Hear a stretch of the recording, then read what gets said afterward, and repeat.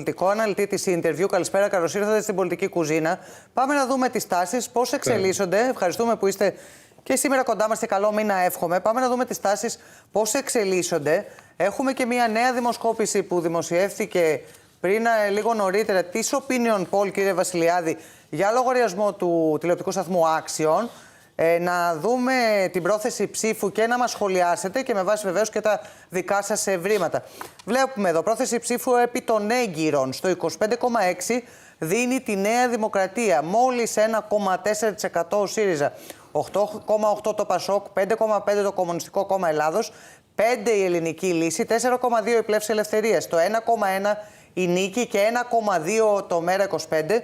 Και συνεχίζουμε με την πρόθεση ψήφου. Η Νέα Αριστερά είναι στο 0,4%, η Φωνή Λογική στο 1,4%, στο 0,6% δίνει τους Σπαρτιάτες, το ίδιο οι Δημοκράτες και η Ελπίδα για τη Δημοκρατία στο 10,5%, 13% η Ελληνική Αριστερή Συμπαράταξη, 4,3% το άλλο και 16,1% οι αναποφάσεις. Εδώ παραμένει ψηλά το ποσοστό των αναποφάσεων. Είναι κάτι στο οποίο θα στοχεύσουν σε κάθε περίπτωση τα κόμματα. Δύο στοιχεία εδώ το οποίο ο κύριος Βασιλιάδης να μας δώσει το πρώτο σχόλιο του και όλοι θα μιλήσουμε. Κύριε Βασιλιάδη, άρα έχουμε και η δημοσκόπηση.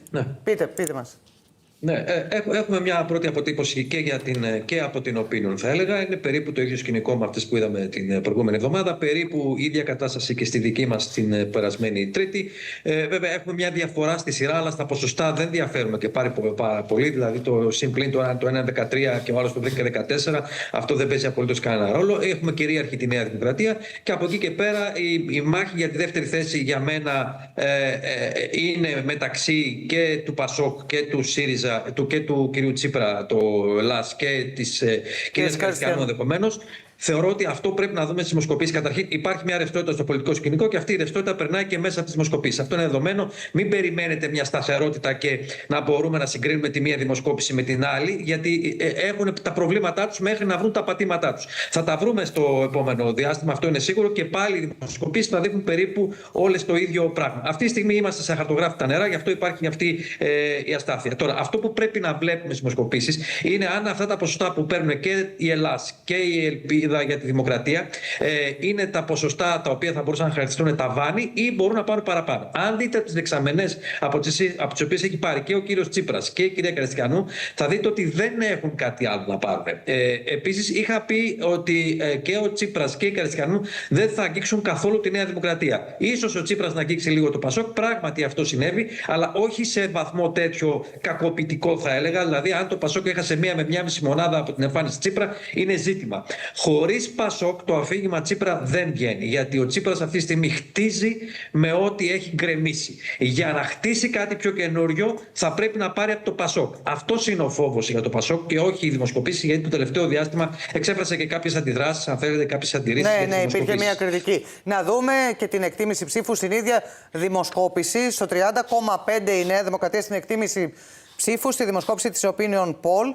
Και 1,7% ο ΣΥΡΙΖΑ, 10,5% το ΠΑΣΟΚ, 6,5% το Κομμουνιστικό Κόμμα Ελλάδος με 5,9% δίνει στην Ελληνική Λύση, 5% στην Πλεύση Ελευθερίας, 1,4% η Νίκη, 1,5% το ΜέΡΑ25, 0,5% η Νέα Αριστερά, 1,7% η Φωνή της Λογικής, 0,7% οι Σπαρτιάτες, 0,7% οι Δημοκράτες του κυρίου Προοδευτικό Κέντρο του κυρίου Κασελάκη, είναι το 0,7%, και 12,6% στην Ελπίδα για τη Δημοκρατία, 15,5% Ελληνική Αριστερή Συμπαράταξη, 5,2% στο άλλο. Άρα βλέπουμε εδώ και στην εκτίμηση το 30,5% αυτό που λέμε το ψυχολογικό όριο του 3% εδώ για τη Νέα Δημοκρατία, και στη συνέχεια αντιστοίχως δεύτερο κόμμα το κόμμα του κ. Τσίπρα, τρίτο της κυρίας Καριστιανού και ακολουθεί το ΠΑΣΟΚ. Είναι αυτό που λέγατε, η μάχη για τη δεύτερη θέση. Να δούμε και το επόμενο διάστημα πώς θα αποτυπωθούν τα ποσοστά. Έχει ενδιαφέρον, κύριε Βασιλιάδη, ότι στην περαιτέρω ανάλυση που βλέπετε από τα στοιχεία δείχνει ότι το κόμμα του κυρίου Τσίπρα παίρνει, όπως μας είπατε, από το ΠΑΣΟΚ,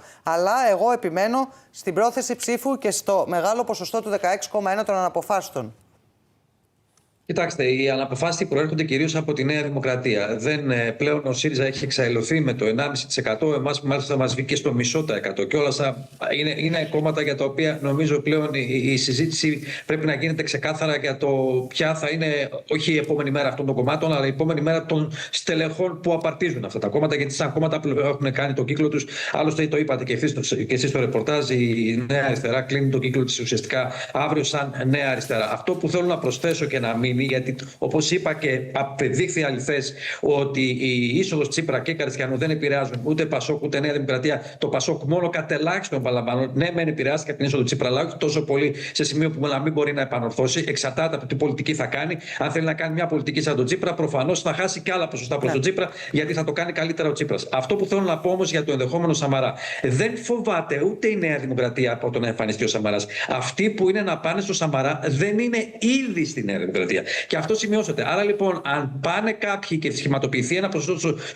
στο κόμμα του Σαμαρά, αν γίνει τελικά, γιατί βλέπω μια ακούμε Ιούνιο, μια ακούμε Σεπτέμβριο, στο τέλος θα έρθουν οι εκλογές και ακόμα θα γίνει στο πώς θα γίνει. Δηλαδή ασκείται και ένα είδους bullying, νομίζω, όχι από τον ίδιο τον κύριο Σαμαρά, αλλά ίσως από κύκλους. Εντάξει, η πολιτική επιλογή του πότε κάποιος θα ανακοινώσει το κόμμα του είναι δική του σε κάθε περίπτωση. Προφανώς, αλλά μπορείς να το χρησιμοποιείς για να ασκήσεις και πιέσεις ή να φτιάχνεις κλίμα και ψυχολογία. Αυτό που θέλω να πω όμως είναι ότι και αυτό που βλέπουμε και γενικότερα, ότι αυτοί που είναι να φύγουν, αυτοί που είναι να πάνε στον Σαμαρά έχουν φύγει ήδη από την Νέα Δημοκρατία. Δεν θα φύγει δηλαδή νέο έξτρα κομμάτι για να πάει προς τον κύριο Σαμαρά. Να σας ευχαριστήσουμε πάρα πολύ. Ευχαριστούμε πολύ τον κύριο Δημήτρη Βασιλιάδη που ήσταν εδώ και σήμερα στην Πολιτική Κουζίνα.